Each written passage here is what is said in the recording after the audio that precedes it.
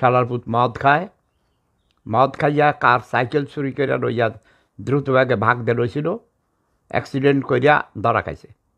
এখন ডাবল অপরাধ হইল না? মানুষ অ্যাক্সিডেন্ট করছে, আবার সাইকেল চুরি করছে, এখন জেলে।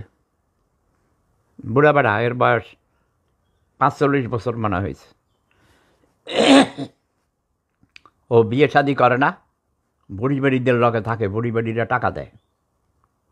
যেমন তোমরা মেয়ে পতিতা, বেশিরভাগ মেয়ে পতিতাই তো বেশি, তাই না? কিন্তু ইউরোপের ছেলে পতিতার বিপরীত কী হবে? পতিত নাকি মডেল নায়িকা মাইকা, এটি তো আরেক ধরনের, মানে এটা পতিতা, এরাও পতিতা।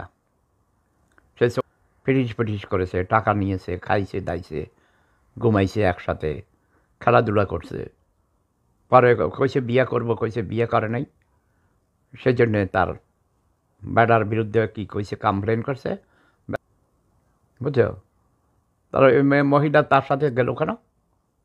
বিয়ে করবো কইছে। পরে শুনছে আর একটা বউ আছে, বেটা নিজেই স্বীকার করছে, বলছে আর একটা বউ আছে, তুমি আমার 2 নাম্বার বউ হবা।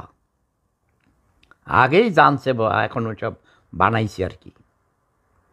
অনেক মেয়েরা দেখবা দর্শন মামলা দেয়, মানে আমাকে বিবাহ করিবে বলিয়া আমাকে 4 বছর আমাকে, বুঝছো, মহাব্বত করিয়েছে।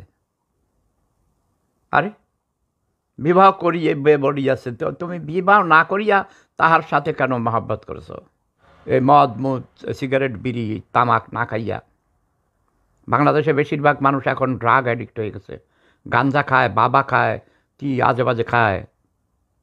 আমি কেছি মদ খাবি, মানুষ হবি, তাগড়া হবি, কাজ করে শক্তি পাবি, খেত খামারে ধান ফসল উৎপাদন কর, শাকসবজি উৎপাদন কর। দেখছ এবার পেঁয়াজ উৎপাদন করছে 3 গুণ পেঁয়াজ হয়েছে, বছরে 3 বার পেঁয়াজ উৎপাদন করা যায়, ইচ্ছা করলে 4 বারও করা যায়।